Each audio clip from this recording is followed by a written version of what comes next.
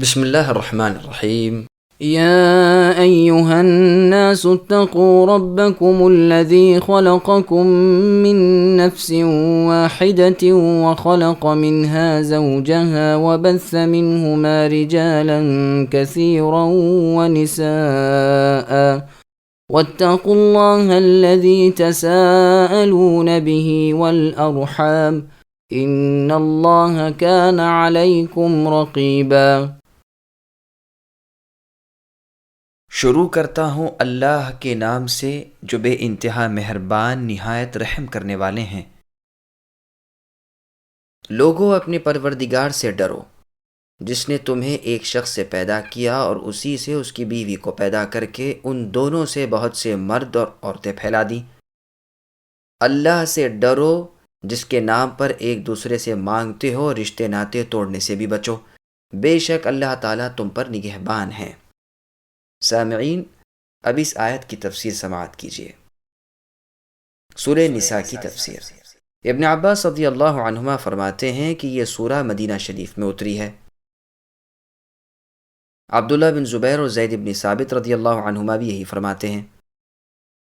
مستدرک حاکم میں ہے، عبداللہ بن مسعود رضی اللہ عنہ سے مروی ہے کہ سورہ نساء میں 5 آیتیں ایسی ہیں کہ اگر ساری دنیا مجھے مل جائے تب بھی مجھے اس قدر خوشی نہ ہو جتنی ان آیتوں سے ہے۔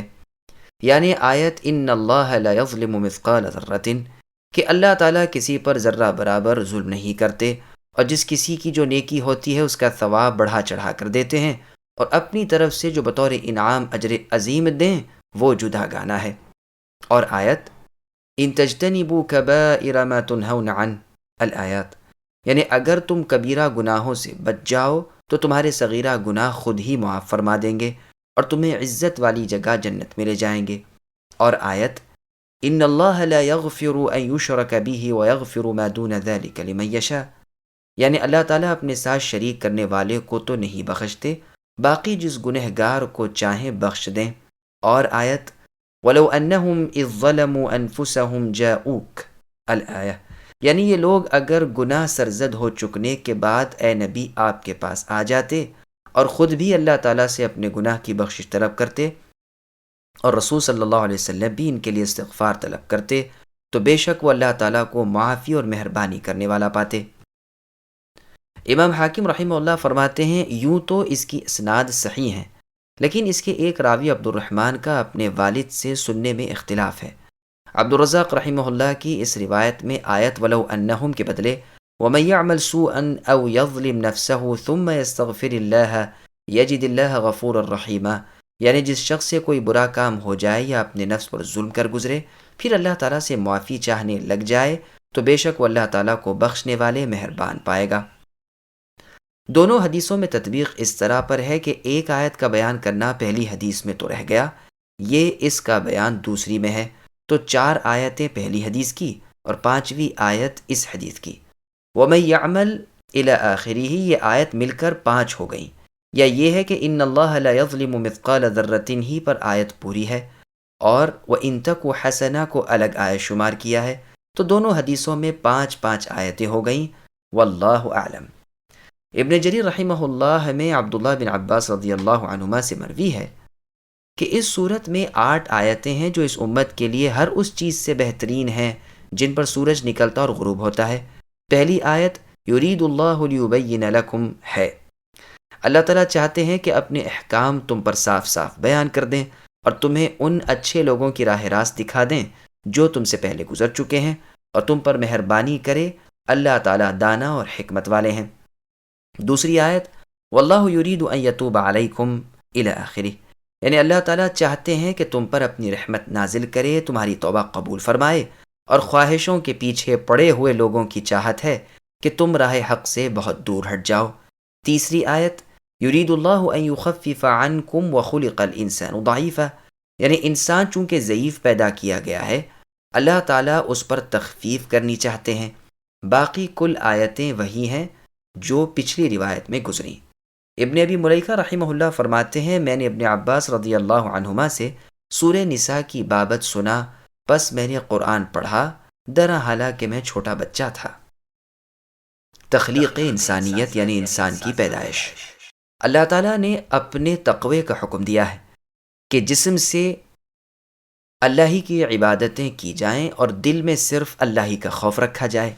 پھر اپنی قدرت کاملہ کا بیان فرماتے ہیں کہ اللہ نے تم سب کو ایک ہی شخص یعنی آدم علیہ السلام سے پیدا کیا ہے۔ آپ سوئے ہوئے تھے کہ بائیں طرف کی پھسلی کی پچھلی طرف سے حوا کو پیدا کیا، ان کی بیوی یعنی حوا علیہ السلام کو بھی انہی سے پیدا کیا۔ آدم علیہ السلام نے بیدار ہو کر انہیں دیکھا اور اپنی طبیعت کو ان کی طرف راغب پایا اور انہیں بھی ان سے انس پیدا ہوا۔ ابن عباس رضی اللہ عنہما فرماتے ہیں عورت مرد سے پیدا کی گئی ہے، اس لیے اس کی حاجت و شہوت مرد میں رکھی گئی ہے، اور مرد زمین سے پیدا کیے گئے ہیں، اس لیے ان کی حاجت زمین میں رکھی گئی ہے، پس تم اپنی عورتوں کو روکے رکھو۔ صحیح حدیث میں ہے کہ عورت پسلی سے پیدا کی گئی ہے اور سب سے بلند پسلی سب سے زیادہ ٹیڑھی ہے، پس اگر تو اے انسان اسے بالکل سیدھی کرنے کو جائے گا تو توڑ دے گا، اور اگر اس میں کچھ کجی باقی چھوڑتے ہوئے فائدہ اٹھانا چاہے گا تو بے شک فائدہ اٹھا سکتا ہے۔ پھر آگے اللہ نے فرمایا ان دونوں سے یعنی آدم و حوا علیہ السلام سے بہت سے انسان مرد و عورت چوطرف دنیا میں پھیلا دیے، جن کی قسمیں، صفتیں، رنگ روپ، بول چال میں بہت کچھ اختلاف ہے۔ جس طرح یہ سب پہلے اللہ کے قبضے میں تھے اور پھر انہیں اللہ نے ادھر ادھر پھیلا دیا، ایک وقت ان سب کو سمیٹ کر پھر اپنے قبضے میں کر کے ایک میدان میں جمع کریں گے۔ بس اللہ تعالیٰ سے ڈرتے رہو، اللہ کی اطاعت عبادت بجا لاتے رہو، اللہ ہی کے واسطے سے اور اللہ ہی کے نام پر تم آپس میں ایک دوسرے سے مانگتے رہو۔ مثلا یہ کہنا میں تجھے اللہ کو یاد دلا کر اور رشتے کو یاد دلا کر یوں کہتا ہوں، اللہ ہی کے نام کی قسمیں کھاتے ہو اور عہد و پیما مضبوط کرتے ہو۔ رشتہ داروں سے قطع تعلقی کی ممانعت، اللہ تعالیٰ سے ڈر کر رشتوں ناتوں کی حفاظت کرو، انہیں توڑو نہیں بلکہ جوڑو۔ صلہ رحمی، نیکی اور سلوک آپس میں کرتے رہو۔ ارحام بھی ایک قرات میں ہے، یعنی اللہ تعالیٰ کے نام پر اور رشتے کے واسطے۔ اللہ تعالیٰ تمہارے تمام احوال و اعمال پر مطلع ہیں، خوب دیکھ بھال رہے ہیں، جیسے اور جگہ فرمایا واللہ علی کل شیء شہید، اللہ تعالیٰ ہر چیز پر گواہ اور حاضر ہیں اپنے علم سے۔ صحیح بخاری اور مسلم کی حدیث میں ہے کہ اللہ کی ایسی عبادت کر کہ گویا تو اسے دیکھ رہا ہے، پس اگر تو اسے نہیں دیکھ رہا تو وہ تو تجھے دیکھ ہی رہے ہیں۔ مطلب یہ ہے کہ اللہ کا لحاظ رکھو جو تمہارے ہر اٹھنے، بیٹھنے، چلنے پھرنے پر نگہبان ہے۔ یہاں فرمایا گیا کہ لوگوں تم سب ایک ہی ماں باپ کے ہو، ایک دوسرے پر شفقت کیا کرو، کمزور اور ناتوانوں کا ساتھ دو اور ان کے ساتھ سلوک کرو۔ صحیح مسلم شریف میں حدیث ہے کہ جب قبیلہ مدر کے چند لوگ رسول اللہ کے پاس چادریں لپٹے ہوئے آئے کیونکہ ان کے جسم پر کپڑا تک نہ تھا، تو رسول اللہ نے کھڑے ہو کر نماز ظہر کے بعد واز بیان فرمایا جس میں اس آیت کی تلاوت کی، پھر آیت یا ایھا الذین آمنوا اتقوا اللہ ولتنظر الی آخرہ کی تلاوت کی، پھر لوگوں کو خیرات کرنے کی ترغیب دی، چنانچہ جس سے جو ہو سکا ان لوگوں کے لیے دیا، درہم و دینار بھی اور کھجور و گیہوں بھی۔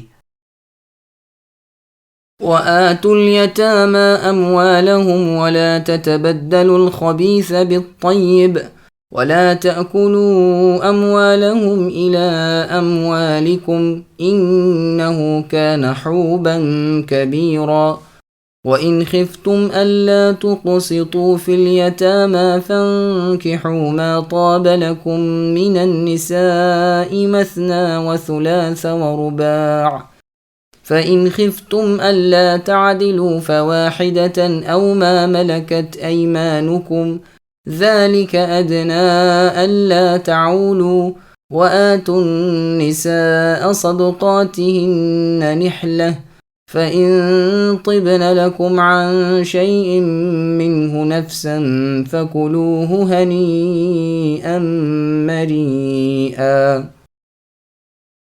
یتیموں کو ان کے مال دے دیا کرو، پاک اور حلال چیز کے بدلے ناپاک اور حرام چیز نہ لو۔ اپنے مالوں کے ساتھ ان کے مال ملا کر کھا نہ جاؤ، بے شک یہ بہت بڑا گناہ ہے۔ اگر تمہیں ڈر ہو کہ یتیم لڑکیوں سے نکاح کر کے تم انصاف نہ رکھ سکو گے تو اور عورتوں میں سے جو بھی تمہیں اچھی لگیں تم ان سے نکاح کر لو، 2 3 4 سے، لیکن اگر تمہیں برابری نہ کر سکنے کا خوف ہو تو ایک ہی بس ہے، یا تمہاری ملکیت کی لونڈی ہی۔ ممکن ہے کہ ایسا کرنے سے ناانصافی اور ایک طرف جھک پڑنے سے بچ جاؤ۔ عورتوں کو ان کے مہر راضی خوشی دے دیا کرو، ہاں اگر وہ خود اپنی خوشی سے کچھ مہر چھوڑ دیں تو اسے شوق سے خوش ہو کر کھاؤ پیو۔ سامعین، اب ان آیتوں کی تفسیر سماعت کیجیے۔ یتیم کا مال ناجائز طریقوں سے کھانا گناہ ہے۔ اللہ تعالیٰ یتیموں کے والیوں کو یعنی ان کے ذمہ داروں کو حکم دیتے ہیں کہ جب یتیم بلوغت یعنی جوانی اور سمجھداری کو پہنچ جائیں تو ان کے جو مال تمہارے پاس ہوں انہیں سونپ دو، پورے بغیر کمی اور خیانت ان کے حوالے کرو۔ اپنے مالوں کے ساتھ ملا کر گڈ مٹ کر کے کھا جانے کی نیت نہ رکھو۔ حلال رزق جب اللہ تعالیٰ تمہیں دے رہے ہیں پھر حرام کی طرف کیوں منہ اٹھاؤ؟ تقدیر کی روزی مل کر ہی رہے گی۔ اپنے مال چھوڑ کر لوگوں کے مالوں کو جو تم پر حرام ہے نہ لو۔ دبلا پتلا جانور دے کر موٹا تازہ نہ لو۔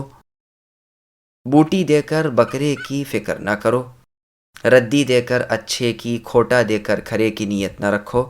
پہلے لوگ ایسا کر لیا کرتے تھے کہ یتیموں کی بکریوں کے ریوڑ میں سے عمدہ بکری لے لی اور اپنی دبلی پتلی بکری دے کر گنتی پوری کر دی۔ کھوٹا درہم اس کے مال میں ڈال کر کھرا نکال لیا اور پھر سمجھ لیا کہ ہم نے تو بکری کے بدلے بکری اور درہم کے بدلے درہم لیا ہے۔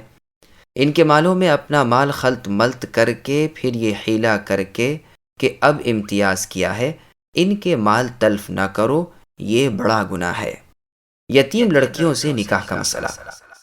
پھر آگے اللہ فرماتے ہیں کہ تمہاری پرورش میں کوئی یتیم لڑکی ہو اور تم اس سے نکاح کرنا چاہتے ہو، لیکن چونکہ اس کا کوئی اور نہیں اس لیے تم ایسا نہ کرو کہ مہر اور حقوق میں کمی کر کے اسے اپنے گھر ڈال لو۔ اس سے باز رہو، اور عورتیں بہت ہیں جس سے چاہو نکاح کر لو۔ عائشہ صدیقہ رضی اللہ عنہ فرماتی ہیں ایک یتیم لڑکی تھی جس کے پاس مال بھی تھا اور باغ بھی، جس کی پرورش میں وہ تھی، اس نے صرف اس مال کے لالچ میں بغیر اس کو پورا مہر وغیرہ مقرر کرنے کے اس سے نکاح کر لیا، جس پر یہ آیت اتری۔ میرا خیال ہے کہ اس باغ اور مال میں یہ لڑکی حصے دار تھی۔ صحیح بخاری شریف میں ہے کہ عروہ بن زبیر رحمہ اللہ نے عائشہ رضی اللہ عنہ سے اس آیت کا مطلب پوچھا تو آپ رضی اللہ عنہ نے فرمایا، بھانجے، یہ ذکر اس یتیمہ لڑکی کا ہے جو اپنے ولی کے قبضے میں ہے، اس کے مال میں شریک ہے اور اسے اس کا مال و جمال اچھا لگتا ہے، چاہتا ہے کہ یہ اس سے نکاح کر لے، لیکن جو مہر وغیرہ اور جگہ سے اسے ملتا ہے اتنا یہ نہیں دیتا، تو اسے منع ہو رہا ہے کہ پھر یہ اس کی نیت چھوڑ دے اور دوسری عورت سے جس سے چاہے اپنا نکاح کر لے۔ پھر اس کے بعد لوگوں نے رسول اللہ صلی اللہ علیہ وسلم سے اسی کی بابت دریافت کیا اور آیت وَيَسْتَفْتُونَكَ فِي النِّسَاءِ نازل ہوئی۔ وہاں فرمایا گیا ہے کہ جب یتیم لڑکی کم مال والی اور کم جمال والی ہوتی ہے اس وقت تو اس کے والی اس سے بے رغبتی کرتے ہیں، پھر کوئی وجہ نہیں کہ مال و جمال پر مائل ہو کر اس کے پورے حقوق ادا نہ کر کے اس سے اپنا نکاح کر لیں۔ ہاں عدل و انصاف سے پورا مہر وغیرہ مقرر کریں تو کوئی حرج نہیں، ورنہ پھر عورتوں کی کمی نہیں اور کسی سے جس سے چاہیں اپنا نکاح کر لیں۔ ایک وقت میں 4 عورتوں سے نکاح کی مردوں کو اجازت، اگر چاہیں 2 عورتیں اپنے نکاح میں رکھیں، اگر چاہیں 3 رکھیں، اگر چاہیں 4 یعنی 2 3 4۔ جیسے اور جگہ بھی یہ الفاظ انہی معنی میں ہیں۔ اللہ فرماتے ہیں جاعل الملائکۃ رسلا اولی اجنحۃ مثنی وثلاث ورباع، یعنی جن فرشتوں کو اللہ تعالیٰ اپنا قاصد بنا کر بھیجتے ہیں ان میں سے بعض 2 پروں والے ہیں، بعض 3 پروں والے، بعض 4 پروں والے۔ فرشتوں میں اس سے زیادہ پر والے فرشتے بھی ہیں کیونکہ دلیل سے یہ ثابت شدہ ہے، لیکن مرد کو ایک وقت میں 4 سے زیادہ بیویوں کا جمع کرنا منع ہے، جیسے کہ اس آیت میں موجود ہے اور جیسے کہ ابن عباس رضی اللہ عنہما اور جمہور کا قول ہے۔ یہاں اللہ تعالیٰ اپنے احسان و انعام بیان فرما رہے ہیں، پس اگر 4 سے زیادہ کی اجازت دینی منظور ہوتی تو ضرور فرما دیا جاتا۔ امام شافعی رحمہ اللہ فرماتے ہیں حدیث جو قرآن کی وضاحت کرنے والی ہے اس نے بتلا دیا کہ سوائے رسول اللہ صلی اللہ علیہ وسلم کے کسی کے لیے 4 سے زیادہ بیویوں کا بیک وقت جمع کرنا جائز نہیں۔ اسی پر علماء کرام کا اجماع ہے، البتہ بعض شیعہ کا قول ہے کہ 9 تک جمع کرنا جائز ہے، بلکہ بعض شیعہ نے تو کہا ہے کہ 9 سے بھی زیادہ جمع کر لینے میں کوئی حرج نہیں، کوئی تعداد مقرر ہی نہیں۔ ان کا استدلال ایک تو رسول اللہ کے فعل سے ہے، جیسا کہ صحیح حدیث میں آ چکا ہے کہ رسول اللہ کی 9 بیویاں تھیں، اور بخاری شریف کی معلق حدیث کے بعض راویوں نے 11 کہا ہے۔ انس رضی اللہ عنہ سے مروی ہے کہ رسول اللہ نے 15 بیویوں سے عقد کیا یعنی نکاح، 13 کی رخصتی ہوئی، ایک وقت میں 11 بیویاں رسول اللہ کے پاس تھیں۔ انتقال کے وقت رسول اللہ کی 9 بیویاں تھیں۔ ہمارے علماء کرام رحمۃ اللہ علیہم اس کے جواب میں فرماتے ہیں کہ یہ رسول اللہ کی خصوصیت تھی، امتی کو ایک وقت میں 4 سے زیادہ پاس رکھنے کی اجازت نہیں، جیسے کہ یہ حدیثیں اس امر پر دلالت کرتی ہیں۔ غیلان ابن سلمہ ثقفی رضی اللہ عنہ جب مسلمان ہوتے ہیں تو ان کے پاس ان کی 10 بیویاں ہوتی ہیں۔ رسول اللہ ارشاد فرماتے ہیں کہ ان میں سے جنہیں چاہو 4 رکھ لو، باقی کو چھوڑ دو، چنانچہ انہوں نے ایسا ہی کیا۔ پھر عمر رضی اللہ عنہ کی خلافت کے زمانے میں اپنی ان بیویوں کو بھی طلاق دے دی اور اپنے لڑکوں کو اپنا مال بانٹ دیا۔ عمر رضی اللہ عنہ کو جب یہ معلوم ہوا تو آپ نے فرمایا، شاید تیرے شیطان نے بات اچک لی اور تیرے دل میں یہ خیال جما دیا کہ تو عن قریب مرنے والا ہے، اس لیے اپنی بیویوں کو تو نے الگ کر دیا کہ وہ تیرا مال نہ پائیں، اور اپنا مال اپنی اولاد میں تقسیم کر دیا۔ میں تجھے حکم دیتا ہوں کہ اپنی بیویوں سے رجوع کر لے اور اپنی اولاد سے مال واپس لے لے۔ اگر تو نے ایسا نہ کیا تو میں تیرے بعد تیری ان مطلقہ بیویوں کو بھی تیرا وارث بناؤں گا، کیونکہ تو نے انہیں اسی ڈر سے طلاق دی ہے، اور معلوم ہوتا ہے کہ تیری زندگی بھی اب قریب الختم ہے، اور اگر تو نے میری بات نہ مانی تو یاد رکھ میں حکم دوں گا کہ لوگ تیری قبر پر پتھر پھینکیں جیسے کہ ابو رغال کی قبر پر پتھر پھینکے جاتے ہیں۔ یہ روایت مسند احمد، مسند شافعی، سنن ترمذی، سنن ابن ماجہ، سنن دارقطنی، سنن بیہقی وغیرہ میں موجود ہے۔ مرفوع حدیث تک تو ان سب کتابوں میں ہے۔ ہاں، عمر رضی اللہ عنہ والا واقعہ صرف مسند احمد میں ہے، لیکن یہ زیادتی حسن ہے۔ اگرچہ امام بخاری رحمہ اللہ نے اسے ضعیف کہا ہے اور اس کی اسناد کا دوسرا طریق بتا کر اس طریقے کو غیر محفوظ کہا ہے، مگر اس تعلیل میں بھی نظر ہے، واللہ اعلم۔ اور بزرگ محدثین نے بھی اس پر کلام کیا ہے، لیکن مسند احمد والی حدیث کے تمام راوی ثقہ ہیں اور شرط شیخین پر ہیں۔ دارقطنی اور بیہقی کی روایت میں ہے کہ یہ 10 عورتیں بھی اپنے خاوند کے ساتھ مسلمان ہوئی تھیں۔ اس حدیث سے صاف ظاہر ہو گیا کہ اگر 4 سے زیادہ کا ایک وقت میں نکاح میں رکھنا جائز ہوتا تو رسول اللہ ان سے یہ نہ فرماتے کہ اپنی ان 10 بیویوں میں سے 4 کو جنہیں تم چاہو روک لو، باقی کو چھوڑ دو، کیونکہ یہ سب بھی اسلام لا چکی تھیں۔ یہاں یہ بات بھی خیال میں رکھنی چاہیے کہ ثقفی کے ہاں تو یہ 10 عورتیں موجود تھیں، اس پر بھی رسول اللہ صلی اللہ علیہ وسلم نے 6 علیحدہ کرا دیں، پھر بھلا کیسے ہو سکتا ہے کہ کوئی شخص نئے سرے سے 4 سے زیادہ جمع کرے؟ واللہ اعلم بالصواب۔ دوسری حدیث ابو داؤد اور ابن ماجہ وغیرہ میں ہے کہ عمیرہ اسدی رضی اللہ عنہ فرماتے ہیں، میں نے جس وقت اسلام قبول کیا میرے نکاح میں 8 عورتیں تھیں، میں نے رسول اللہ سے ذکر کیا، آپ نے فرمایا ان میں سے جنہیں چاہو 4 کو رکھ لو۔ اس کی سند حسن ہے اور اس کے شواہد بھی ہیں، راویوں کے ناموں کا ہیر پھیر وغیرہ ایسی روایات میں نقصان دہ نہیں ہوتا۔ تیسری حدیث مسند شافعی میں ہے، نوفل ابن معاویہ رضی اللہ عنہ فرماتے ہیں کہ میں نے جب اسلام قبول کیا اس وقت میری 5 بیویاں تھیں، مجھ سے رسول اللہ نے فرمایا ان میں سے پسند کر کے 4 کو رکھ لو اور 1 کو الگ کر دو۔ میں نے جو سب سے زیادہ عمر کی بڑھیا اور بے اولاد بیوی 60 سال کی تھیں انہیں طلاق دے دی۔ بس یہ حدیثیں گرچہ ان میں ضعف ہے، لیکن غیلان رضی اللہ عنہ والی پہلی حدیث کے شواہد ہیں، جیسے کہ امام بیہقی رحمہ اللہ نے فرمایا ہے۔ پھر آگے اللہ فرماتے ہیں، ہاں اگر ایک سے زیادہ بیویوں میں عدل و انصاف نہ ہو سکنے کا خوف ہو تو صرف ایک ہی پر اکتفا کرو یا لونڈیوں ہی پر، جیسے اور جگہ ہے وَلَن تَسْتَطِيعُوا أَن تَعْدِلُوا بَيْنَ النِّسَاءِ وَلَوْ حَرَصْتُمْ، یعنی مسلمانوں گو تم چاہو لیکن تم سے نہ ہو سکے گا کہ عورتوں کے درمیان یعنی اپنی بیویوں کے پوری طرح عدل و انصاف کو قائم رکھ سکو، بس بالکل ایک ہی طرف جھک کر دوسری کو مصیبت میں نہ ڈال دو۔ ہاں یہ یاد رہے کہ لونڈیوں میں باری وغیرہ کی تقسیم واجب نہیں، البتہ مستحب ہے، جو کرے اس نے اچھا کیا اور جو نہ کرے اس پر حرج نہیں۔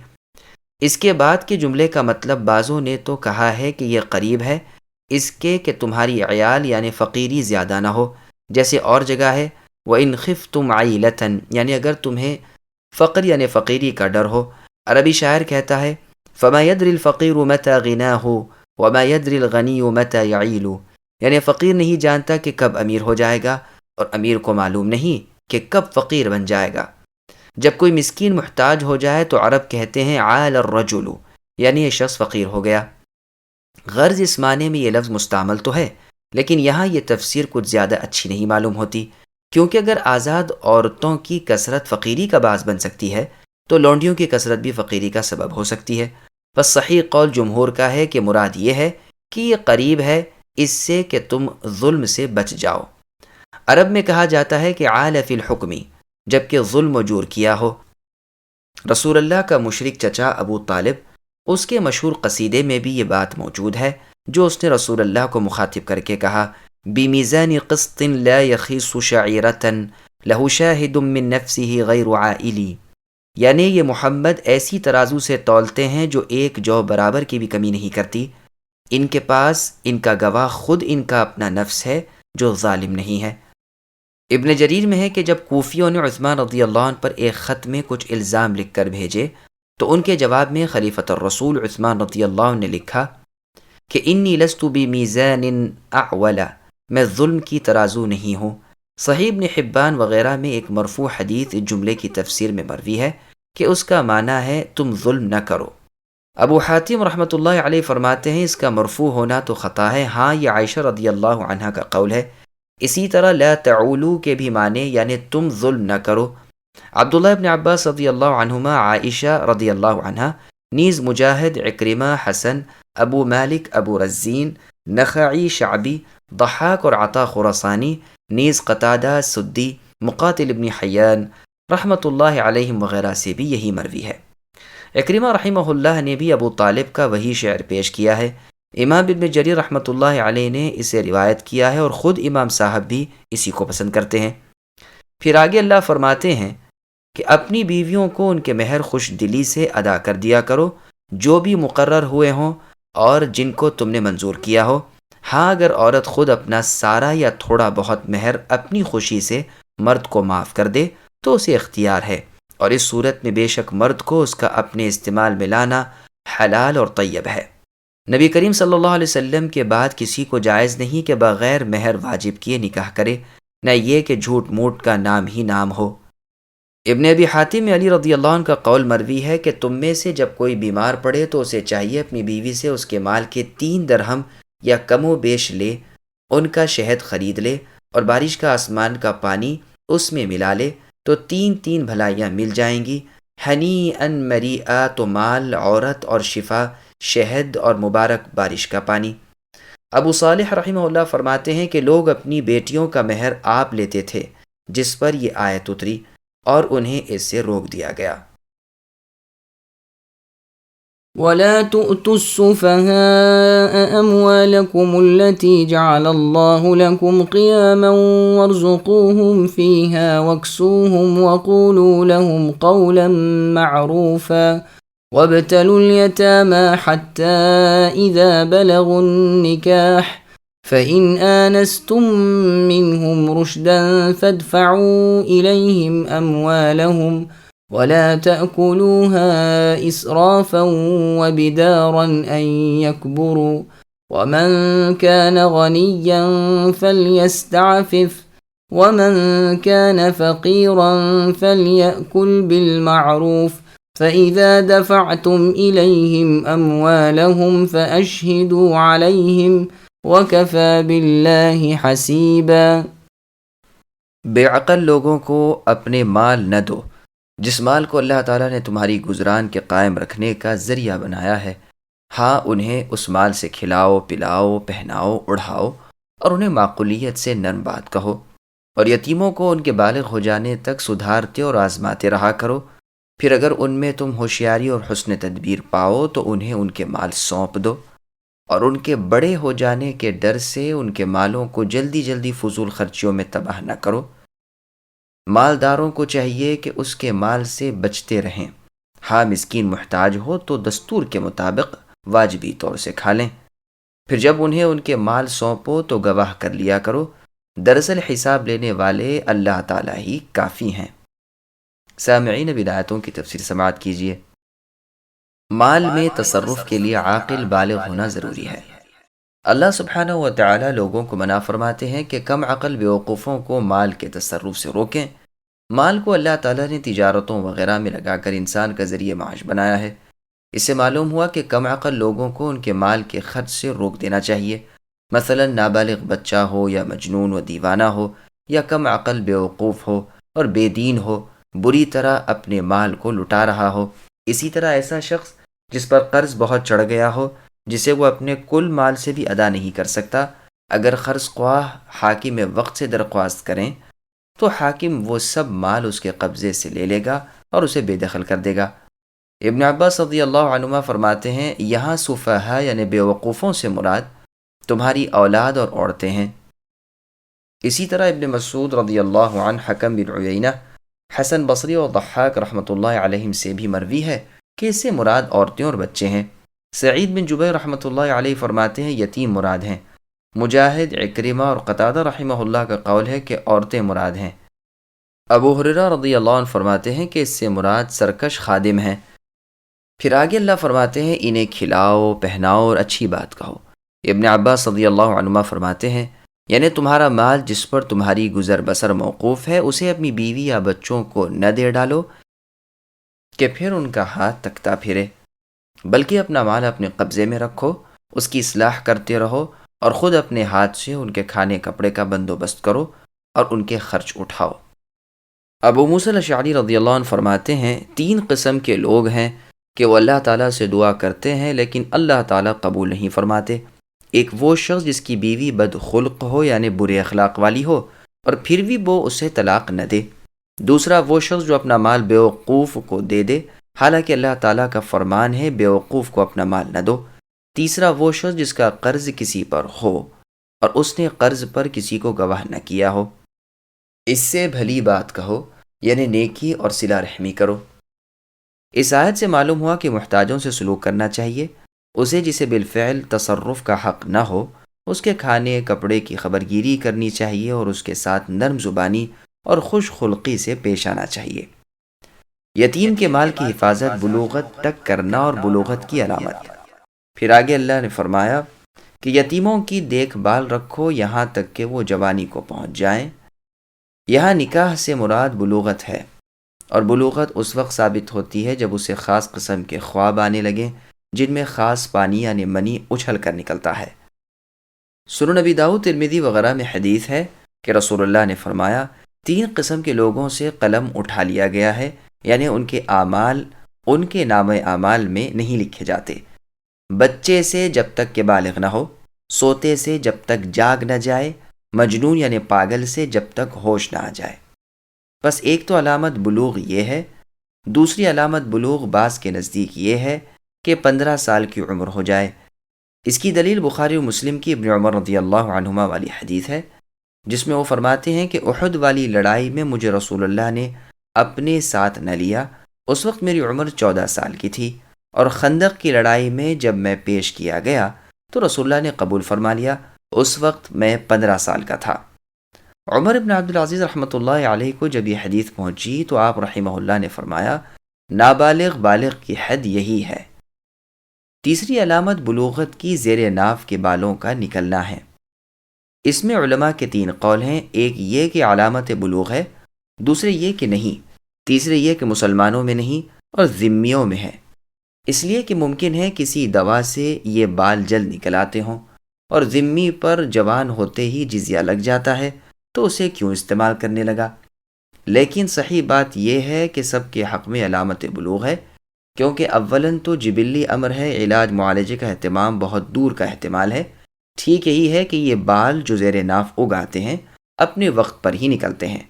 دوسری دلیل مسند احمد کی حدیث ہے، جس میں عطیہ قرظی رضی اللہ عنہ کا بیان ہے کہ بنو قریظہ کی لڑائی کے بعد ہم لوگ رسول اللہ کے سامنے پیش کیے گئے تو رسول اللہ نے حکم دیا کہ ایک شخص دیکھے جس کے یہ بال نکل آئے ہوں یعنی زیر ناف کے، اسے قتل کر دیا جائے، اور جس کے نہ نکلے ہوں اسے چھوڑ دیا جائے۔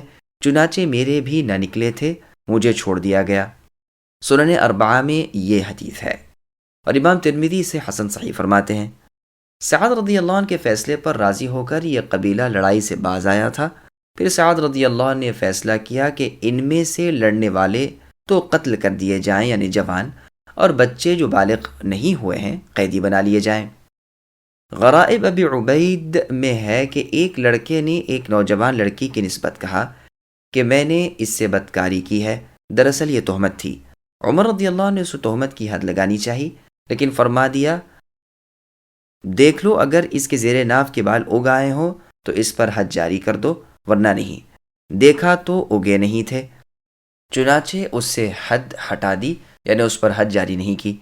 پھر آگے اللہ فرماتے ہیں جب دیکھو کہ یہ اپنے دین کی صلاحیت اور مال کی حفاظت کے لائق ہو گئے ہیں تو ان کے ولیوں کو چاہیے کہ ان کے مال انہیں دے دیں، بغیر ضروری حاجت کے، صرف اس ڈر سے کہ یہ بڑے ہوتے ہی اپنا مال ہم سے لے لیں گے تو ہم اس سے پہلے ہی ان کے مال کو ختم کر دیں۔ ان کا مال نہ کھاؤ، جسے ضرورت نہ ہو، خواہ امیر ہو، کھاتا پیتا ہو، تو اسے چاہیے کہ ان کے مال میں سے کچھ بھی نہ لے۔ مثل مردار اور بہے ہوئے خون کے یہ مال اس پر حرام محض ہے۔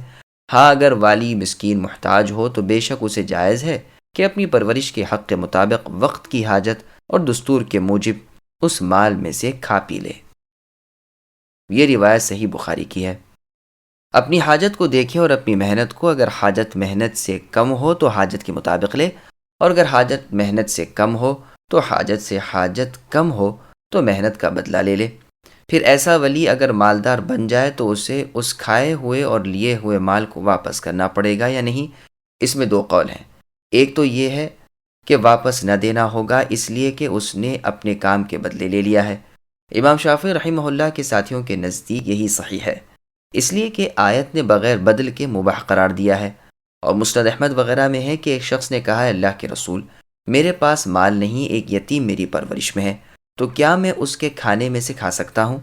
رسول اللہ نے فرمایا ہاں، اس یتیم کا مال اپنے کام میں لا سکتے ہو، بشرط یہ کہ حاجت سے زیادہ نہ اڑا، نہ جمع کر، نہ یہ ہو کہ اپنے مال کو تو بچا رکھے اور اس مال کو کھاتا چلا جائے۔ ابن ابی حاتم میں بھی ایسی ہی روایت ہے۔ ابن حبان وغیرہ میں ہے کہ ایک شخص نے رسول اللہ سے سوال کیا کہ میں اپنی یتیم کو ادب سکھانے کے لیے ضرورتاً کسی چیز سے ماروں، فرمایا جس سے تو اپنے بچے کو تنبیہ کرتا ہے، اپنے مال بچا کر اس کا مال خرچ نہ کر، نہ اس کے مال سے دولت مند بننے کی کوشش کر۔ موطا مالک میں ہے ابن عباس رضی اللہ عنہما سے کسی نے پوچھا کہ میرے پاس کتنے اونٹ ہیں، اور میرے ہاں جو یتیم پل رہے ہیں ان کے بھی اونٹ ہیں، میں اپنی اونٹنیاں دودھ پینے کے لیے فقیروں کو تحفتاً دے دیتا ہوں، تو کیا میرے لیے جائز ہے کہ ان یتیموں کی اونٹنیوں کا دودھ پی لوں؟ آپ رضی اللہ عنہ نے فرمایا اگر ان یتیموں کی اونٹنیوں کی گمشدہ کو تو ڈھونڈ لاتا ہے، ان کے چارے پانی کی خبرگیری کرتا ہے، ان کے حوض درست کرتا رہتا ہے اور ان کی نگہبانی کیا کرتا ہے تو بے شک دودھ سے بھی نفع اٹھا، لیکن اس طرح کہ نہ ان کے بچوں کو نقصان پہنچے نہ حاجت سے زیادہ لے۔ عطا بن ابی رباح، اکرمہ، ابراہیم نخعی، عطیہ عوفی، حسن بصری رحمہم اللہ وغیرہ کا یہی قول ہے۔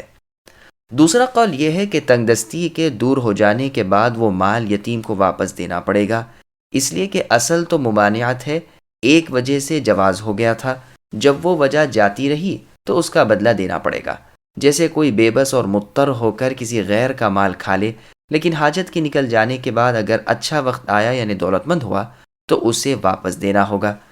دوسری دلیل یہ ہے کہ عمر رضی اللہ عنہ جب تخت خلافت پر بیٹھے تو اعلان فرمایا تھا کہ میری حیثیت یہاں یتیم کے والی کی حیثیت ہے، اگر مجھے ضرورت ہی نہ ہوئی تو میں بیت المال سے کچھ نہ لوں گا، اور اگر محتاجی ہوئی تو بطور قرض لے لوں گا، جب آسانی ہوئی پھر واپس کر دوں گا۔ یہ حدیث سعید بن منصور میں بھی ہے اور اس کی اسناد صحیح ہے۔ بہقی میں بھی یہ حدیث ہے۔ ابن عباس رضی اللہ عنہما سے آیت کے اس جملے کی تفسیر میں مروی ہے کہ بطور قرض کے کھائے، اور بھی مفسرین سے یہ مروی ہے۔ عبداللہ بن عباس رضی اللہ عنہما فرماتے ہیں معروف سے کھانے کا مطلب یہ ہے کہ 3 انگلیوں سے کھائے، اور روایت میں آپ سے یہ مروی ہے کہ وہ اپنے ہی مال کو صرف اپنی ضرورت پوری ہو جانے کے لائق ہی خرچ کرے تاکہ اسے یتیم کے مال کی حاجت ہی نہ پڑے۔ عامر شعبی رحمہ اللہ فرماتے ہیں اگر ایسی بے بسی ہو جس میں مردار کھانا جائز ہو جاتا ہے تو بے شک کھا لے، لیکن پھر ادا کرنا ہوگا۔ یحییٰ بن سعید الانصاری اور ربیعہ رحمہم اللہ سے اس کی تفسیر یوں مروی ہے کہ اگر یتیم فقیر ہو تو اسے ولی اس کی ضرورت کے موافق دے اور پھر اس ولی کو کچھ نہ ملے گا۔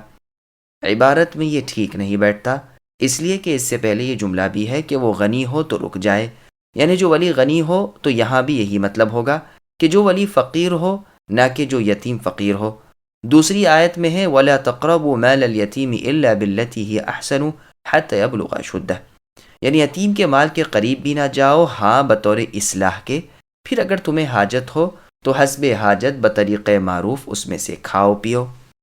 پھر اولیاء سے کہا جاتا ہے کہ جب وہ بلوغت کو پہنچ جائیں اور تم دیکھ لو کہ ان میں تمیز آ چکی ہے اور تم گواہ رکھ کر ان کے مال ان کے سپرد کر دو تاکہ انکار کرنے کا وقت ہی نہ آئے۔ یوں تو دراصل سچا شاہد اور پورا نگران اور باریک حساب لینے والا اللہ تعالیٰ اکیلے ہی ہیں۔ وہ خوب جانتے ہیں کہ ولی نے یتیم کے مال میں نیت کیسی رکھی، آیا خرد برد کیا، تباہ و برباد کیا، جھوٹ سچ حساب لکھا اور دیا، یا صاف دلی اور نیک نیتی سے نہایت چوکسی اور صفائی سے اس کے مال کا پورا پورا خیال رکھا اور حساب کتاب صاف رکھا۔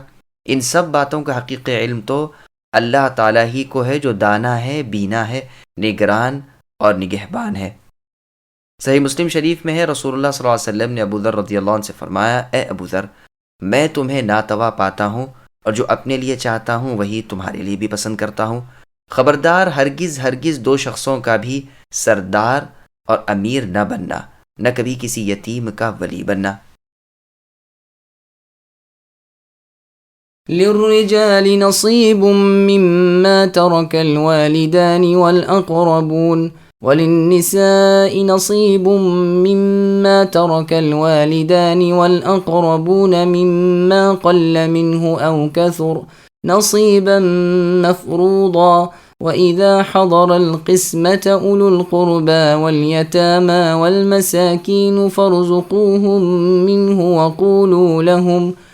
وقولوا لهم قولا معروفا وليخشى الذين لو تركوا من خلفهم ذرية ضعافا خافوا عليهم فليتقوا الله وليقولوا قولا سديدا إن الذين يأكلون أموال اليتامى ظلما إنما يأكلون في بطونهم نارا وسيصلون سعيرا۔ ماں باپ اور خویش و اقارب کے ترکے میں سے مردوں کا حصہ بھی ہے اور عورتوں کا بھی۔ جو مال ماں باپ اور خویش اقارب چھوڑ مریں، خواہ وہ مال کم ہو یا زیادہ، حصہ بھی مقرر کیا ہوا ہے۔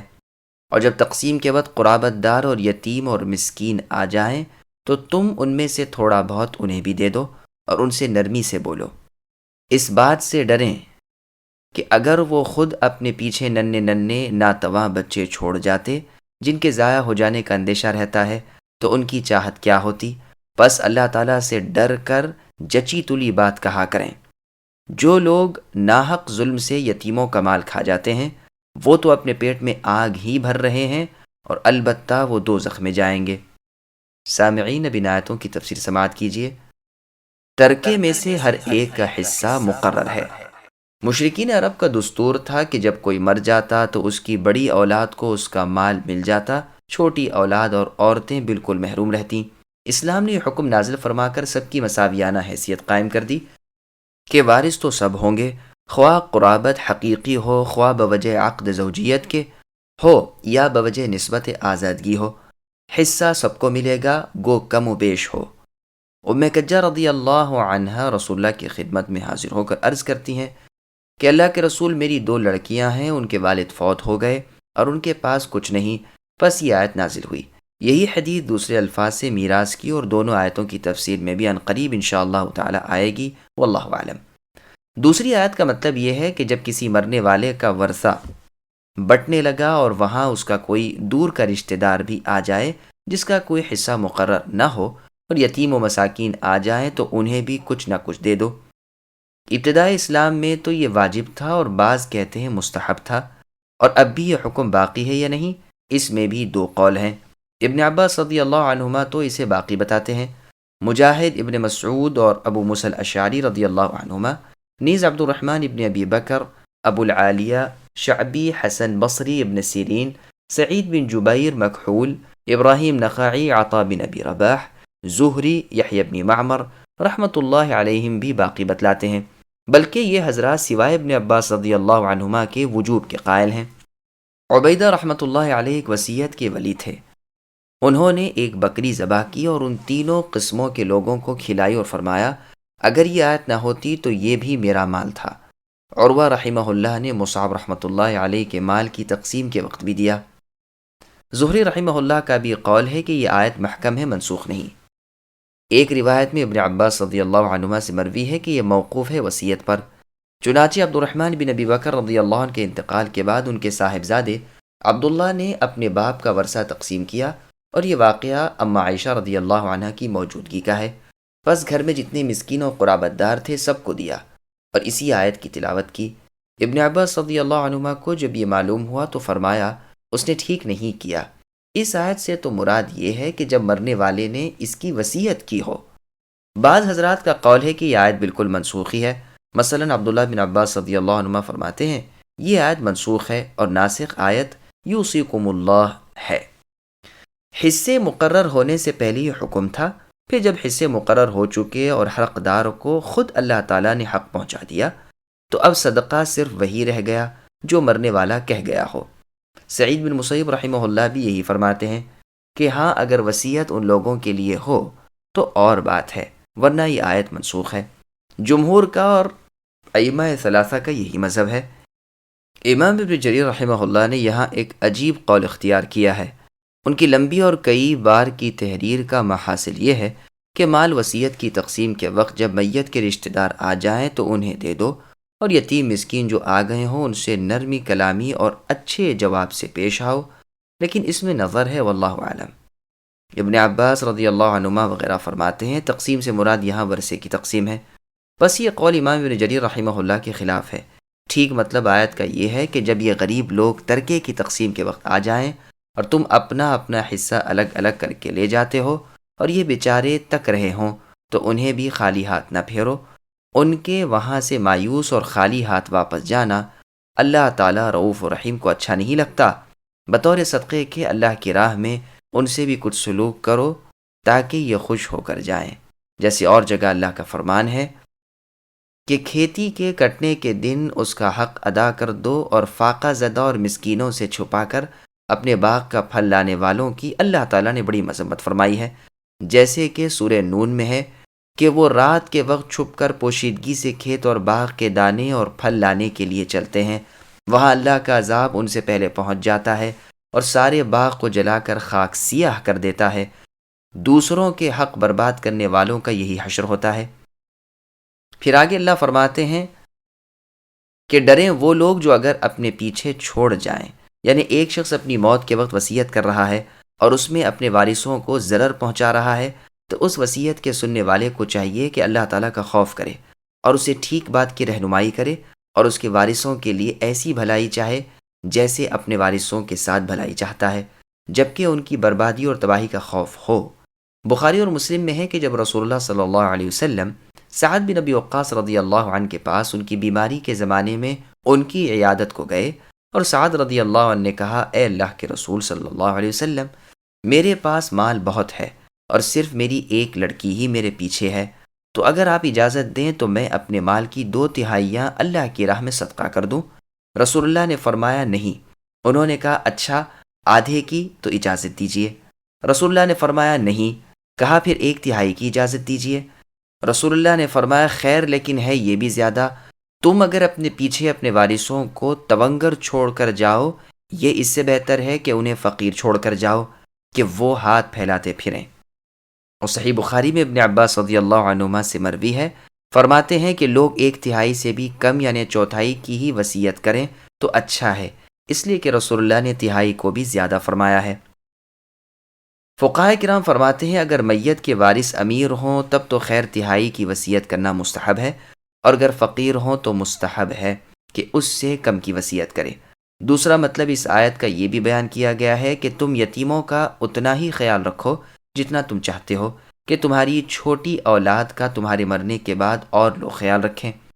جس طرح تم نہیں چاہتے کہ ان کے مال دوسرے ظلم سے کھا جائیں اور وہ بالغ ہو کر فقیر رہ جائیں، اسی طرح تم دوسروں کی اولادوں کے مال نہ کھا جاؤ۔ یہ مطلب بھی بہت عمدہ ہے، اسی لیے اس کے بعد ہی یتیموں کا مال ناحق مار لینے والوں کی سزا بیان فرمائی کہ یہ لوگ اپنے پیٹ میں انگارے بھرنے والے اور جہنم واصل ہونے والے ہیں۔ بخاری اور مسلم میں ہے رسول اللہ نے فرمایا 7 گناہوں سے بچو جو ہلاکت کا باعث ہیں۔ پوچھا گیا کیا کیا ہیں؟ فرمایا اللہ کے ساتھ شرک، جادو، بے وجہ قتل، سود خوری، مال یتیم کا کھا جانا، جہاد سے منہ موڑنا، بھولی بھالی ناواقف مسلمان عورتوں پر زنا کی تہمت لگانا۔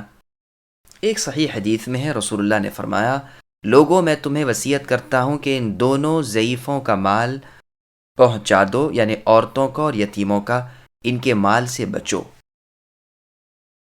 يوصيكم الله في أولادكم للذكر مثل حظ الأنثيين فإن كن نساء فوق 2 فلهن ثلثا ما ترك وإن كانت واحدة فلها النصف ولأبويه لكل واحد منهما السدس مما ترك إن كان له ولد فإن لم يكن له ولد وورثه أبواه فلأمه الثلث فإن كان له إخوة فلأمه السدس من بعد وصية يوصي بها أو دين آباؤكم وأبناؤكم لا تدرون أيهم أقرب لكم نفعا فریضة من اللہ ان اللہ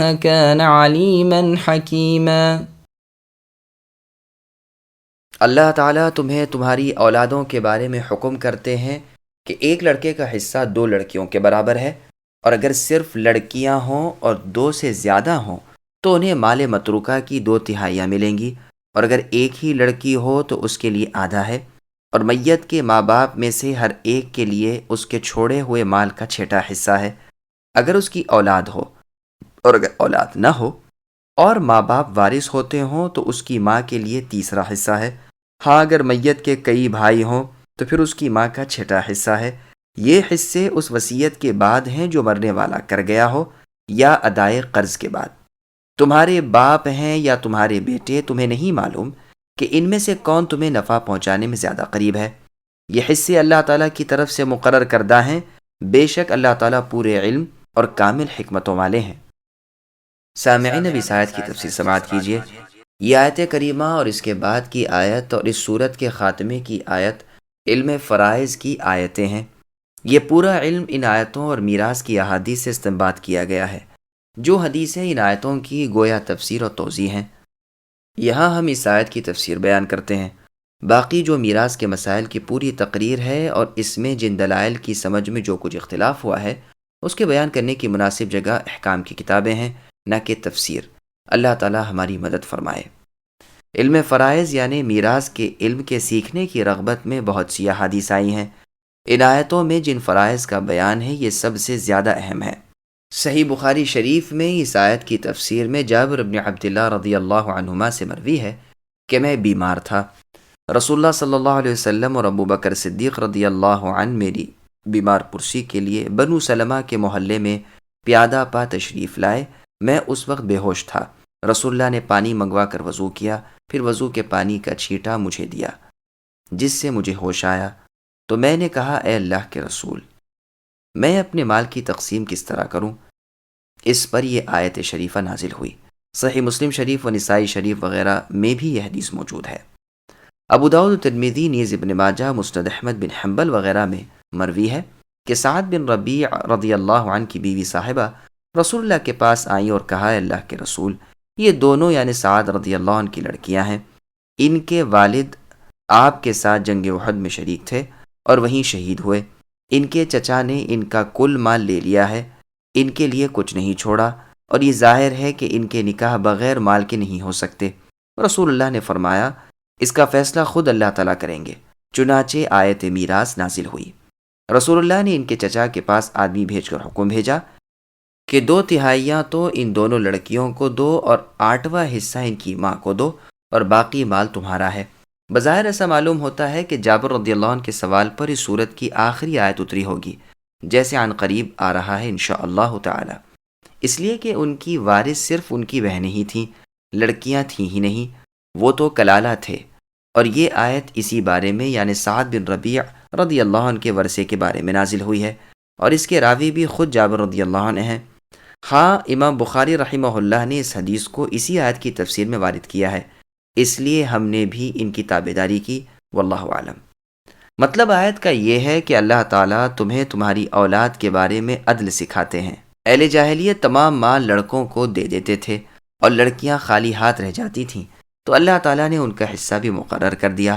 ہاں، دونوں کے حصوں میں فرق رکھا، اس لیے کہ مردوں کے ذمے جو ضروریات ہیں وہ عورتوں کے ذمے نہیں، مثلاً اپنے متعلقین کے کھانے پینے اور خرچ اخراجات کی کفالت، تجارت اور کسب اور اسی طرح کی اور مشقتیں، تو انہیں ان کی حاجت کے مطابق عورتوں سے دگنا دلوایا۔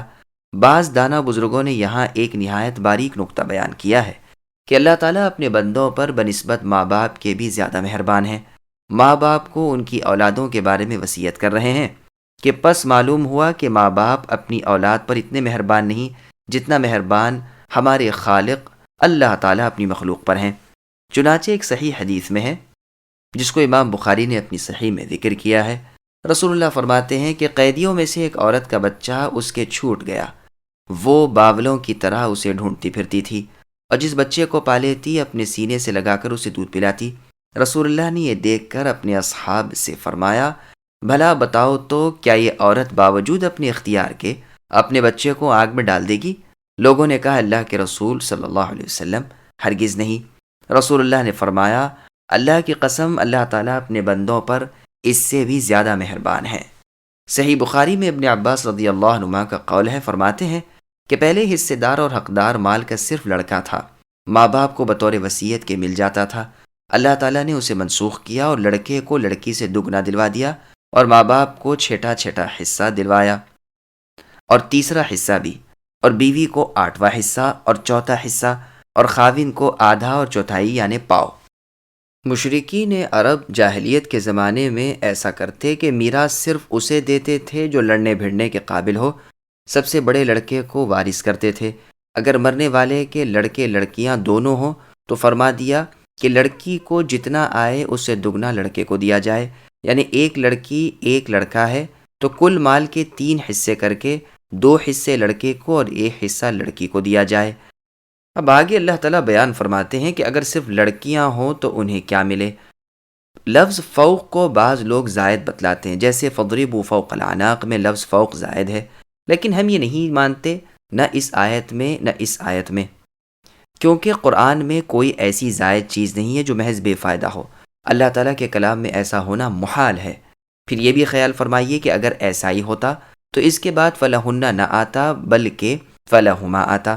ہاں، اسے ہم جانتے ہیں کہ اگر لڑکیاں 2 سے زیادہ نہ ہوں، یعنی صرف 2 ہوں، تو بھی یہی حکم ہے، یعنی انہیں بھی 2 ثلث ملے گا، کیونکہ دوسری آیت میں 2 بہنوں کو 2 ثلث دلوایا گیا ہے، اور جبکہ 2 بہنیں 2 ثلث پاتی ہیں تو 2 لڑکیوں کو 2 ثلث کیوں نہ ملے گا؟ ان کے لیے 2/3 بطور اولا ہونا چاہیے، اور حدیث میں آ چکا ہے کہ 2 لڑکیوں کو رسول اللہ نے 2/3 مال ترکے کا دلوایا، جیسا کہ اس آیت کے شان نزول کے بیان میں سعد رضی اللہ عنہ کی لڑکیوں کے ذکر میں اس سے پہلے بیان ہو چکا۔ بس کتاب و سنت سے یہ ثابت ہو گیا۔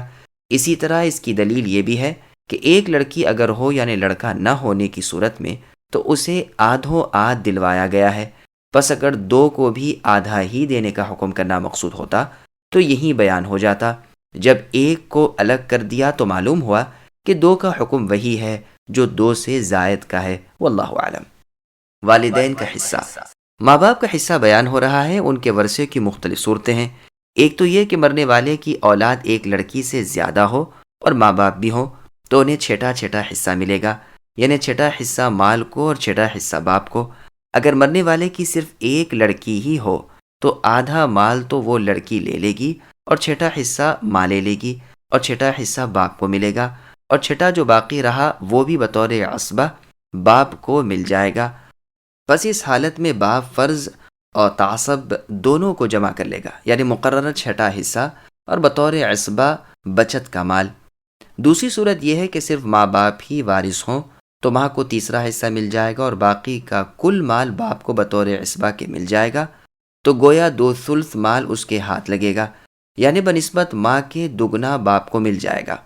اگر مرنے والی عورت کا خاوند بھی ہے یا مرنے والے مرد کی بیوی ہے، یعنی اولاد نہیں، ماں باپ ہیں اور خاوند ہے یا بیوی، تو اس پر تو اتفاق ہے کہ خاوند کو آدھا اور بیوی کو چوتھائی حصہ ملے گا۔ پھر علماء کا اس میں اختلاف ہے کہ ماں کو اس صورت میں اس کے بعد کیا ملے گا، 3 قول ہیں۔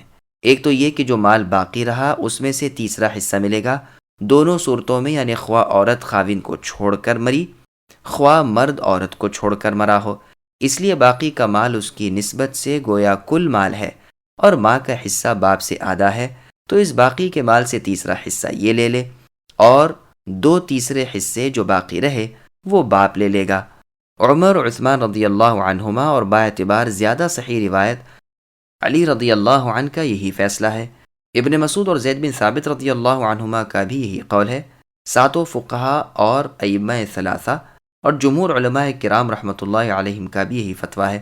دوسرا قول یہ ہے کہ ان دونوں صورتوں میں بھی ماں کو کل مال کا ثلث مل جائے گا، اس لیے کہ آیت عام ہے، خاوند بیوی ساتھ ہو تو اور نہ ہو تو۔ عام طور پر میت کی اولاد نہ ہونے کی صورت میں ماں کو دلوایا گیا ہے۔ ابن عباس رضی اللہ عنہما کا یہی قول ہے۔ علی اور معاذ بن جبل رضی اللہ عنہما سے بھی اسی طرح مروی ہے۔ شریح اور داؤد ظاہری رحمہم اللہ کے بھی یہی فرماتے ہیں۔ ابو الحسن ابن لبان بصری بھی اپنی کتاب ایجاز میں جو علم فرائض کے بارے میں ہے اسی قول کو پسند کرتے ہیں، لیکن اس قول میں نظر ہے، بلکہ یہ قول ضعیف ہے، کیونکہ آیت نے اس کا یہ حصہ اس وقت مقرر فرمایا ہے جبکہ کل مال کی وراثت صرف ماں باپ کو ہی پہنچتی ہو، اور جبکہ زوج یا زوجہ ہے اور وہ اپنے مقررہ حصے کے مستحق ہیں، تو پھر جو باقی رہ جائے گا بے شک وہ ان دونوں ہی کا حصہ ہے، تو اس میں سے ثلث ملے گا۔ تیسرا قول یہ ہے کہ اگر میت مرد ہے اور اس کی بیوی موجود ہے تو فقط اس صورت میں تو اسے کل مال کا تہائی ملے گا، کیونکہ اس عورت کو کل مال کا چوتھائی ملے گا۔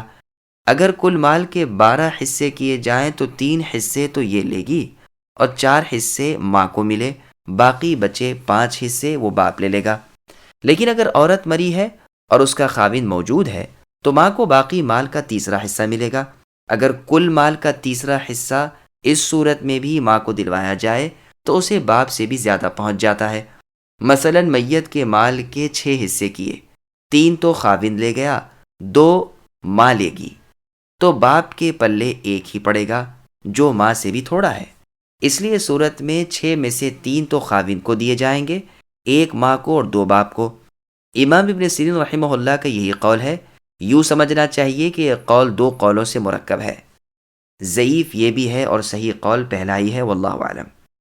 ماں باپ کے احوال میں سے تیسرا حال یہ ہے کہ وہ بھائیوں کے ساتھ ہوں، خواہ وہ سگے بھائی ہوں یا صرف باپ کی طرف سے یا صرف ماں کی طرف سے، تو وہ باپ کے ہوتے ہوئے اپنے بھائی کے ورثے میں سے کچھ پائیں گے نہیں، لیکن ہاں ماں کو تہائی سے ہٹا کر 6واں حصہ دلوائیں گے، اور اگر کوئی اور وارث ہی نہ ہو اور صرف ماں کے ساتھ باپ ہی ہو تو باقی مال کل کا کل باپ ہی لے لے گا۔ 2 بھائی بھی حکم میں بہت سے بھائیوں کے ہیں۔ جمہور کا یہی قول ہے۔ ہاں ابن عباس رضی اللہ عنہ سے مروی ہے کہ رسول اللہ نے ایک مرتبہ عثمان رضی اللہ عنہ سے کہا کہ 2 بھائی ماں کو ثلث سے ہٹا کر سدس تک نہیں لے جاتے۔ قرآن میں اخوتن جمع کا لفظ ہے، 2 بھائی اگر مراد ہوتے اخوان کہا جاتا۔ خلیفہ ثالث عثمان رضی اللہ عنہ نے جواب دیا کہ پہلے ہی سے یہ چلا آتا ہے اور چوطرف یہ مسئلہ اس طرح پہنچا ہوا ہے، تمام لوگ اس کے عامل ہیں، میں اسے نہیں بدل سکتا۔ اولاً تو یہ اثر ثابت ہی نہیں، اس کے راوی شعبہ رحمۃ اللہ علیہ کے بارے میں امام مالک رحمہ اللہ کی جرح موجود ہے۔ پھر یہ قول ابن عباس رضی اللہ عنہما کا نہ ہونے کی دوسری دلیل یہ ہے کہ خود ابن عباس رضی اللہ عنہما کے خاص اصحاب اور اعلیٰ شاگرد بھی اس کے خلاف ہیں۔ زید فرماتے ہیں کہ 2 کو بھی اخوتن کہا جاتا ہے۔ الحمدللہ میں نے اس مسئلے کو پوری طرح ایک علیحدہ رسالے میں لکھا ہے۔ سعید بن قتادہ رحمہ اللہ سے بھی اسی طرح مروی ہے۔ ہاں میت کا اگر ایک ہی بھائی ہو تو ماں کو تیسرے حصے سے ہٹا نہیں سکتا۔ علماء کرام کا فرمان ہے کہ اس میں حکمت یہ ہے کہ میت کے بھائیوں کی شادیوں کا اور کھانے پینے وغیرہ کا کل خرچ باپ کے ذمے ہے، نہ کہ ماں کے ذمے، اس لیے متقاضی حکمت یہی تھا کہ باپ کو زیادہ دیا جائے۔ یہ توجیہ بہت ہی عمدہ ہے، لیکن ابن عباس رضی اللہ عنہما سے بسند صحیح مروی ہے کہ یہ 6واں حصہ جو ماں کا کم ہو گیا ہے انہیں دے دیا جائے گا۔ یہ قول شاذ ہے۔ امام ابن جریر رحمہ اللہ فرماتے ہیں ابن عباس رضی اللہ عنہما کا یہ قول تمام امت کے خلاف ہے۔ ابن عباس رضی اللہ عنہما کا قول ہے کہ کلالہ اسے کہتے ہیں جس کا بیٹا اور باپ نہ ہو۔ تقسیم میراث وصیت اور قرض کی ادائیگی کے بعد ہوگی۔ تمام سلف اور خلف کا اجماع ہے کہ قرض وصیت پر مقدم ہے۔ اور فحوائے آیت کو بھی اگر بغور دیکھا جائے تو یہی معلوم ہوتا ہے۔ پھر آگے اللہ نے فرمایا کہ ہم نے باپ بیٹوں کو اصل میراث میں اپنا اپنا مقررہ حصہ لینے والا بنایا اور جاہلیت کی رسم ہٹا دی، بلکہ اسلام میں بھی پہلے جو یہ حکم تھا کہ مال اولاد کو مل جایا کرتا تھا، ماں باپ کو صرف بطور وصیت کے ملتا تھا، جیسے ابن عباس سے پہلے بیان ہو چکا، یہ منسوخ کر کے اب یہ حکم ہوا۔ تمہیں یہ نہیں معلوم کہ تمہیں باپ سے زیادہ نفع پہنچے گا یا اولاد نفع دے گی، امید دونوں سے نفع کی ہے، یقین کسی بھی ایک سے زیادہ نہیں ممکن ہے۔ باپ سے زیادہ بیٹا کام آئے اور نفع پہنچائے، اور ممکن ہے بیٹے سے زیادہ باپ سے نفع پہنچے اور وہ کام آئے۔ پھر آگے اللہ فرماتے ہیں کہ یہ مقررہ حصے اور میراث کے یہ احکام اللہ تعالیٰ کی طرف سے فرض ہیں، اس میں کسی کمی بیشی کی کسی امید یا کسی خوف سے گنجائش نہیں، نہ کسی کو محروم کر دینا لائق، نہ کسی کو زیادہ دلوا دینا۔ اللہ تعالیٰ علیم و حکیم ہے، جو جس کا مستحق ہے اسے اتنا ہی دلواتے ہیں۔ ہر چیز کی جگہ کو اللہ تعالیٰ بخوبی جانتے ہیں، تمہارے نفع نقصان کا اللہ کو پورا علم ہے۔ اللہ کا کوئی کام اور کوئی حکم حکمت سے خالی نہیں، تمہیں چاہیے کہ اللہ کے احکام، اللہ کے فرمان مانتے چلے جاؤ۔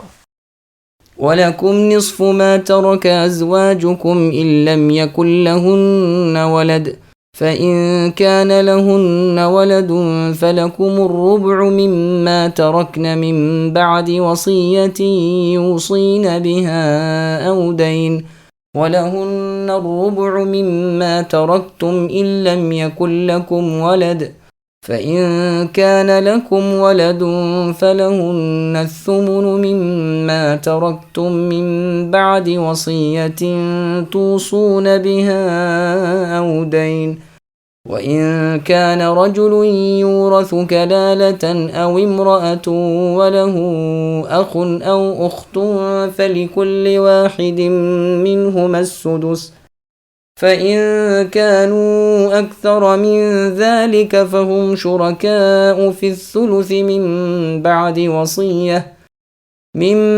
بَعْدِ وَصِيَّةٍ يُوصَى بِهَا أَوْ دَيْنٍ غَيْرَ مُضَارٍّ وَصِيَّةً مِّنَ اللَّهِ وَاللَّهُ عَلِيمٌ حَلِيمٌ۔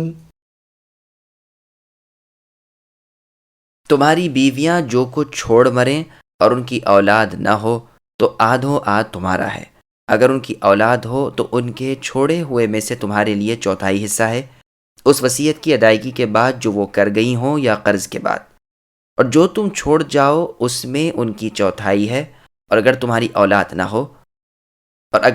اولاد ہو تو پھر انہیں تمہارے ترکے کا 8واں حصہ ملے گا، اس وصیت کے بعد جو تم کر گئے ہو اور بعد ادائیگی قرض کے۔ جن کی میراث لی جاتی ہے وہ مرد یا عورت کلالہ ہو، یعنی اس کا باپ بیٹا نہ ہو اور اس کا بھائی یا ایک بہن ہو، تو ان دونوں میں سے ہر ایک کا 6واں حصہ ہے، اور اگر اس سے زیادہ ہوں تو 1/3 میں یہ سب شریک ہیں، اس وصیت کے بعد جو کی جائے اور قرض کے بعد جب اوروں کا نقصان نہ کیا گیا ہو، مقرر کیا ہوا اللہ تعالیٰ کی طرف سے ہے، اور اللہ حکمت والے ہیں اور بردبار ہیں۔ سامعین، اب اس آیت کی تفسیر سماعت کیجیے۔ خاوند اور بیوی کے درمیان میراث کی تقسیم کا طریقہ کار۔ اللہ تعالیٰ فرماتے ہیں کہ اے مردو، تمہاری عورتیں جو چھوڑ مریں، اگر ان کی اولاد ہو تو اس میں سے آدھوں آدھ تمہارا ہے، اور اگر ان کے بال بچے ہوں تو تمہیں چوتھائی صورت میں ملے گا، وصیت اور قرض کے بعد۔ ترتیب اس طرح ہے کہ پہلے قرض ادا کیا جائے، پھر وصیت پوری کی جائے، پھر ورثہ تقسیم ہو۔ یہ ایسا مسئلہ ہے جس پر تمام علماء امت کا اجماع ہے۔ پوتے بھی اس مسئلے میں حکم میں بیٹوں ہی کی طرح ہیں، بلکہ ان کی اولاد در اولاد کا بھی یہی حکم ہے کہ ان کی موجودگی میں خاوند کو چوتھائی ملے گا۔ پھر عورتوں کا حصہ بتایا کہ انہیں یا چوتھائی ملے گا یا 8واں حصہ۔ چوتھائی تو اس حالت میں کہ فوت ہونے والے خاوند کی اولاد نہ ہو، اور 8واں حصہ اس صورت میں کہ اولاد ہو۔ اس چوتھائی یا 8ویں حصے میں مرنے والے کی سب بیویاں شامل ہیں۔ 4 ہوں تو یہ حصہ ان میں برابر تقسیم کیا جائے گا، 3 یا 2 ہوں تب بھی، اور اگر 1 ہو تو اسی کا یہ حصہ ہے۔ کلالہ کی تقسیم میراث۔ من بعد وصیتن کی تفسیر اس سے پہلے آیت میں گزر چکی ہے۔ کلالہ مشتق ہے اکلیل سے۔ اکلیل کہتے ہیں اس تاج وغیرہ کو جو سر کو ہر طرف سے گھیر لے، یہاں مراد یہ ہے کہ اس کے وارث ارد گرد کے حاشیے کے لوگ ہیں، اصل اور فرع یعنی جڑ یا شاخ نہیں۔ ابو بکر صدیق رضی اللہ عنہ سے کلالہ کا معنی پوچھا جاتا ہے تو آپ رضی اللہ عنہ فرماتے ہیں، میں اپنی رائے سے جواب دیتا ہوں، اگر ٹھیک ہو تو اللہ تعالیٰ کی طرف سے، اور اگر غلط ہو تو میری اور شیطان کی طرف سے ہے، اور اللہ تعالیٰ اور اس کے رسول محمد صلی اللہ علیہ وسلم اس سے بری ذمہ ہے۔ کلالہ وہ ہے جس کا نہ لڑکا ہو نہ باپ۔ عمر فاروق رضی اللہ عنہ جب خلیفہ ہوئے تو آپ نے بھی اس سے موافقت کی اور فرمایا کہ مجھے ابو بکر رضی اللہ عنہ کی رائے سے خلاف کرتے ہوئے شرم آتی ہے۔ ابن عباس رضی اللہ عنہما فرماتے ہیں، سب سے آخری زمانہ عمر رضی اللہ عنہ کا پانے والا میں ہوں۔ میں نے آپ سے سنا فرماتے تھے، بات وہی ہے جو میں نے کہی، ٹھیک اور درست ہی ہے کہ کلالہ اسے کہتے ہیں جس کا نہ والد ہو نہ ولد۔ علی ابن مسعود، ابن عباس، زید ابن ثابت رضی اللہ عنہم، نیز شعبی، نخعی، حسن بصری، قتادہ، جابر ابن زید، حکم رحمۃ اللہ علیہم بھی یہی فرماتے ہیں۔ اہل مدینہ، اہل کوفہ، اہل بصرہ کا بھی یہی قول ہے۔ ساتوں فقہا، ائمہ ثلاثہ اور جمہور سلف و خلف بلکہ تمام یہی فرماتے ہیں۔ بہت سے بزرگوں نے اس پر اجماع نقل کیا ہے اور ایک مرفوع حدیث میں بھی یہی آیا ہے۔ ابن لباب فرماتے ہیں کہ ابن عباس رضی اللہ عنہما سے یہ بھی مروی ہے کہ کلالہ وہ ہے جس کی اولاد نہ ہو، لیکن صحیح قول پہلا ہی ہے اور ممکن ہے کہ راوی نے مراد سمجھی ہی نہ ہو۔ پھر فرمایا کہ اس کا بھائی یا بہن ہو یعنی ماں زاد، جیسے کہ سعد بن ابی وقاص رضی اللہ عنہ وغیرہ با سلف کی قرات ہے۔ ابو بکر صدیق رضی اللہ عنہ وغیرہ سے بھی یہی تفسیر مروی ہے، تو ان میں سے ہر ایک کے لیے چھٹا حصہ ہے، اگر زیادہ ہوں تو ایک ثلث میں سب شریک ہیں۔ ماں زاد بھائی باقی وارثوں سے کئی وجہ سے مختلف ہیں۔ ایک تو یہ کہ یہ باوجود اپنے ورثے کے دلانے والے کے بھی وارث ہوتے ہیں، مثلا ماں۔ دوسرے یہ کہ ان کے مرد عورت یعنی بہن بھائی میراث میں برابر ہیں۔ تیسرے یہ کہ یہ اسی وقت وارث ہوتے ہیں جب کہ میت کلالہ ہو، پس باپ دادا کی، بیٹے کے بیٹے کے بیٹے کی موجودگی میں یہ وارث نہیں ہوتے۔ چوتھے یہ کہ انہیں ثلث سے زیادہ نہیں ملتا، گویا کتنے ہی ہوں، مرد ہوں یا عورت۔ عمر رضی اللہ عنہ کا یہ فیصلہ ہے کہ ماں زاد بہن بھائی کا ورثہ آپس میں اس طرح بٹے گا کہ مرد کے لیے دوہرا اور عورت کے لیے اکہرا۔ زہری رحمہ اللہ فرماتے ہیں کہ عمر رضی اللہ عنہ ایسا فیصلہ نہیں کر سکتے تاوقت یہ کہ انہوں نے رسول اللہ سے یہ نہ سنا ہو۔ آیت میں اتنا تو صاف ہے کہ اگر اس سے زیادہ ہوں تو ثلث میں شریک ہیں۔ اس صورت میں علماء کا اختلاف ہے، اگر میت کے وارثوں میں خاوند ہو اور ماں ہو یا دادی ہو اور دو ماں زاد بھائی ہوں اور ایک یا ایک سے زیادہ باپ کی طرف سے بھائی ہوں، تو جمہور تو کہتے ہیں کہ اس صورت میں خاوند کو آدھا ملے گا اور ماں یا دادی کو چھٹا حصہ ملے گا، اور ماں زاد بھائی کو تہائی ملے گا، اور اسی میں سگے بھائی بھی شامل ہوں گے قدر مشترک کے طور پر جو ماں زاد بھائی ہے۔ امیر المؤمنین عمر فاروق رضی اللہ عنہ کے زمانے میں ایک ایسی ہی صورت پیش آئی تھی، تو آپ نے خاوند کو آدھا دلوایا اور ثلث ماں زاد بھائیوں کو دلوایا، تو سگے بھائیوں نے بھی اپنے آپ کو پیش کیا۔ آپ رضی اللہ عنہ نے فرمایا تم ان کے ساتھ شریک ہو۔ عثمان رضی اللہ عنہ سے بھی اس طرح شریک کر دینا، اور دو روایتوں میں سے ایک روایت ایسی ہے، ابن مسعود اور زید ابن ثابت اور ابن عباس رضی اللہ عنہم سے مروی ہے۔ سعید بن مسیب، قاضی شریح، مسروق، طاؤس، محمد بن سیرین، ابراہیم نخعی، عمر بن عبد العزیز، ثوری اور شریک رحمۃ اللہ علیہم کا قول بھی یہی ہے۔ امام مالک اور امام شافعی اور امام اسحاق بن راہوی بھی اسی طرف گئے ہیں۔ ہاں، علی بن ابی طالب رضی اللہ عنہ اس میں شرکت کے قائل نہ تھے، بلکہ آپ اولاد کو اس حالت میں ثلث دلواتے تھے اور ایک ماں باپ کی اولاد کو کچھ نہیں دلاتے تھے، اس لیے کہ یہ عصبہ ہیں اور عصبہ اس وقت پاتے ہیں جب ذوی الفروض سے بچ جائے۔ بلکہ وکیع بن جراح رحمہ اللہ کہتے ہیں کہ علی رضی اللہ عنہ سے اس کے خلاف مروی ہی نہیں۔ ابی بن کعب، ابو موسیٰ الاشعری رضی اللہ عنہما کا قول بھی یہی ہے۔ ابن عباس رضی اللہ عنہما سے بھی مشہور یہی ہے۔ نیز شعبی، ابن ابی لیلہ، امام یحییٰ ابن آدم، نعیم ابن حماد، ابو ثور، داؤد ابن علی الظاہری رحمۃ اللہ علیہم بھی اسی طرف گئے ہیں۔ ابو الحسین ابن لبان فرضی رحمۃ اللہ علیہ نے بھی اسی کو اختیار کیا ہے، ملاحظہ ان کی کتاب الایجاز۔ شرعی وصیت کا پورا کرنا ضروری ہے۔ پھر آگے اللہ نے فرمایا یہ وصیت کے جاری کرنے کے بعد ہے۔ وصیت ایسی ہو جس میں خلاف عدل نہ ہو، کسی کو ضرر اور نقصان نہ پہنچایا گیا ہو، نہ کسی پر ظلم و جبر کیا گیا ہو، کسی وارث کا نہ ورثہ مارا گیا ہو، نہ کم و بیش کیا گیا ہو۔ اس کے خلاف وصیت کرنے والا اور ایسی خلاف شرع وصیت کرنے میں کوشش کرنے والا اللہ تعالیٰ کے حکم اور اللہ کی شریعت میں اللہ کے خلاف کرنے والا اور اللہ سے لڑنے والا ہے۔ نسائی میں ابن عباس رضی اللہ عنہما کا قول بھی اسی طرح مروی ہے۔ بعض روایتوں میں ابن عباس سے اس فرمان کے بعد آیت کے اس ٹکڑے کی تلاوت کرنا بھی مروی ہے۔ امام ابن جریر رحمہ اللہ کے قول کے مطابق ٹھیک بات یہی ہے کہ یہ مرفوع حدیث نہیں بلکہ ابن عباس رضی اللہ عنہما کا موقوف قول ہے۔ ائمہ کرام رحمہم اللہ کا اس میں اختلاف ہے کہ وارث کے لیے جو اقرار میت کر جائے آیا وہ صحیح ہے یا نہیں۔ بعض تو کہتے ہیں صحیح نہیں ہے، اس لیے کہ اس میں تہمت لگنے کی گنجائش ہے۔ سنن نبی داؤد میں ہے، رسول اللہ صلی اللہ علیہ وسلم فرماتے ہیں کہ اللہ تعالیٰ نے ہر حقدار کو اس کا حق پہنچا دیا ہے، اب وارث کے لیے کوئی وصیت نہیں۔ امام مالک احمد بن حنبل کا یہی قول ہے۔ شافعی رحمہ اللہ کا بھی پہلا قول یہی تھا، لیکن آخری قول یہ ہے کہ اقرار کرنا صحیح مانا جائے گا۔ طاؤوس، عطا، حسن، عمر بن عبدالعزیز رحمہم اللہ کا قول بھی یہی ہے۔